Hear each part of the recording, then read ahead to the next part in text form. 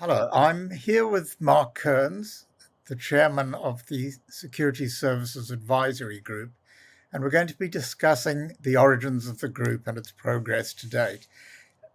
Morning, Mark. Good morning, Richard. Now, if can you tell me how the idea of TSAG, as we call it, came to be? Because I know that the various individual participants are all over the world, each with their own businesses established. What was the genesis or what was the spark of bringing all these people together under one umbrella? Well, the genesis of the idea came from two of my fellow board members, namely Viraj Kulkarni and Paul Chapman. So Viraj and Paul had the concept of bringing together a network of independent advisors and consultants that specialized in security services and post-trade. So the benefit of that, as they saw it, was to leverage the combined subject matter expertise, the global locations of the groups potentially that could be involved. And that was really the genesis of the idea, Richard. And was the idea to bring this specific group of people together or to create a format that other people could join? I mean, it's essentially from that initial genesis of an idea, Viraj and Paul reached out to a selection of individuals, myself included. And that group eventually became what is now the board of TSAG. So that group essentially was the founding collection of practices. And the principles that we've developed from that point are really twofold. One is the collaboration across the network, and that collaboration can take different forms, Richard. What we have is a geographical reach, and at this point, we currently have members in 10 individual countries. But we've also got a broad range of subject matter expertise. That subject matter expertise embraces core security services offerings, such as custody, for example, but also fund administration, transfer agency, as well as a whole stream of value-added services such as foreign exchange, collateral management, and so on. So the intention of the group is that we can collaborate together across the entire post-trade and security services chain. So if, for example, one of our members has a particular mandate, but they want to extend their reach to cover a geography or a particular capability, they can link with one of the other members to effectively supplement their bench of experience to fulfill the underlying client mandate. So that's kind of one kind of base level capability. The other component is what I would define as thought leadership, where the intention of the group, and we've made good progress on this already, is to actually, given the experience and the tenure of many of the firms that are involved, the intention is that whether it be thought leadership on subjects such as digital, whether it be subject matter expertise and development of existing capability, that group can be a driver through, that could be through papers, it could be through forums, round tables, but could be a driver for change, a driver for future strategy within the industry. Do you have IT solution providers and fintechs within the group? Well, there's two classifications of membership, Richard. The one is core members, and core members really are, as I described earlier, they need to be independent advisory or consulting firms that specialize in security services and post-trade, that entire value chain within that. So to be a core member, you have to fulfill that criteria, as well as a number of others in terms of size, expertise, background. Obviously, there's a qualification around people's experience in the industry and tenure and so forth. But in addition to that, we've created a category of member called affiliate members. And affiliate members are organizations that participate in our industry that can be affiliated to TSAG. And the affiliation allows them to attend minimally a couple of forums per year where we bring the entire membership and affiliate membership together.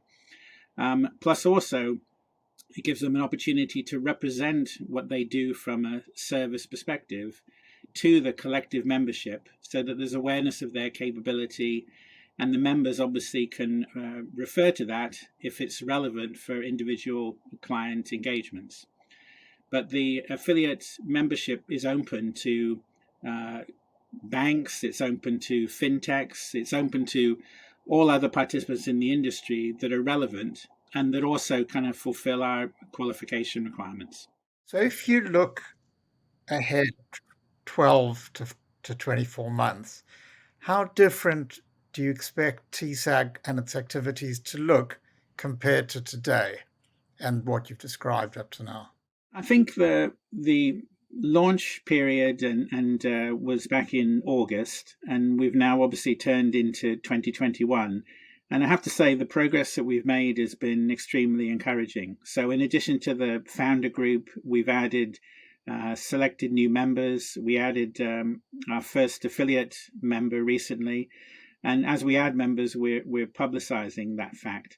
So, one thing that will almost be inevitable is that our membership group will expand, both from a core and from affiliate, just given the pipeline of interest that's already been expressed. In addition to that, obviously the forums that we'll be holding, the publication of thought leadership pieces, that will just continue to develop over time. And the media that we use to deliver them will also be expanded, as discussed earlier.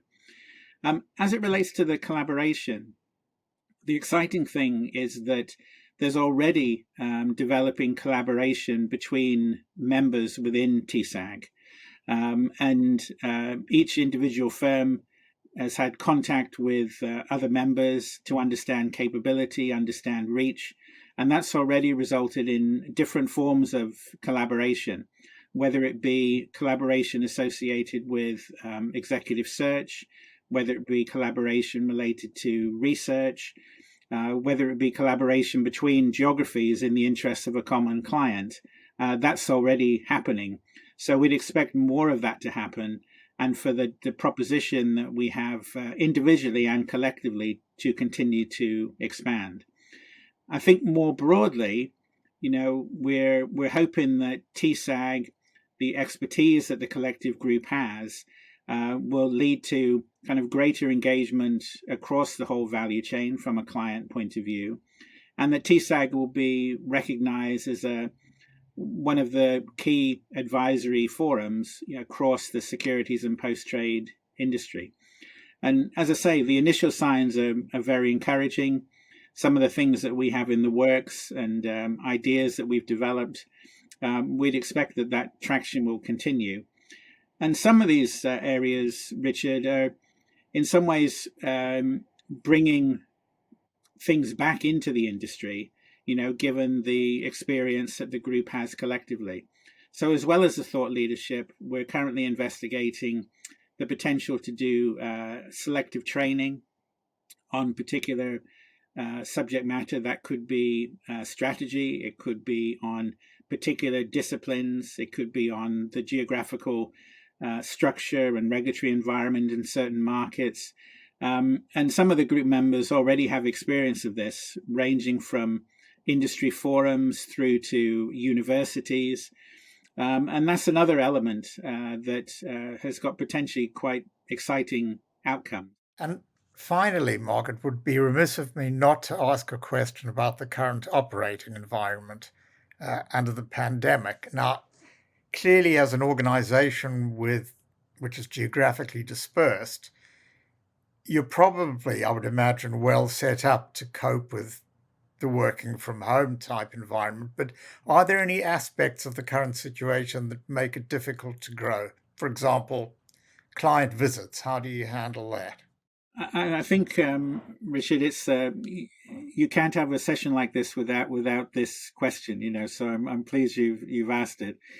I mean, I think one of the benefits that we have is that given we're independent firms that's covering a broad range of disciplines, but we're of a certain scale, the operating model in large part is designed to be remote. Of course, some members will have offices in major cities and so forth, but the fundamentals allow remote working, and we're structured for remote working as a core principle. So, in that sense, we're well established. Obviously, like with everyone else, the extent of remote working and the requirement for remote working, whether you're big or small, is universal. So in that sense, the engagement with clients, as per this session, is through Zoom and Teams and so forth. But many of the members have kind of long established networks in the industry. So it's not like there's multiples of new relationships. You're dealing with often with people that you've known or you've got connection to and you've had for several years. So in that sense, the engagement is relatively straightforward for most of the member firms. I think obviously the absence of direct contact with organization from a physical meeting point of view and through other events that would naturally occur through a calendar year, we're all missing that. It will enhance our business model when we're able to do that again. But it's not actually prohibited individual member firms developing their franchises, supporting clients, attracting new clients. I think the one area that will have been impacted, as with many firms, and this is changing with time, but obviously the early focus was on business as usual, stability, delivery of service to clients, and that had an element of delay to new initiatives, new projects, etc.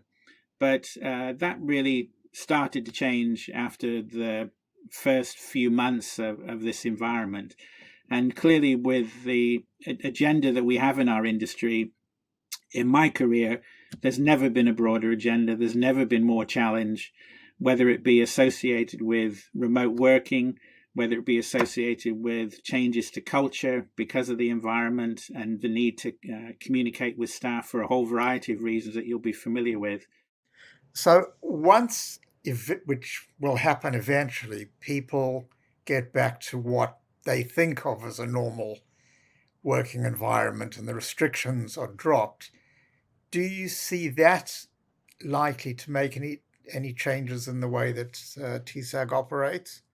I think the key difference will be obviously there's certain initiatives that are better supported by team engagement in a common location, as well as all of the networking events that support our industry throughout the year. So those can only be positive in terms of engagement and new initiatives and the quality of client engagement.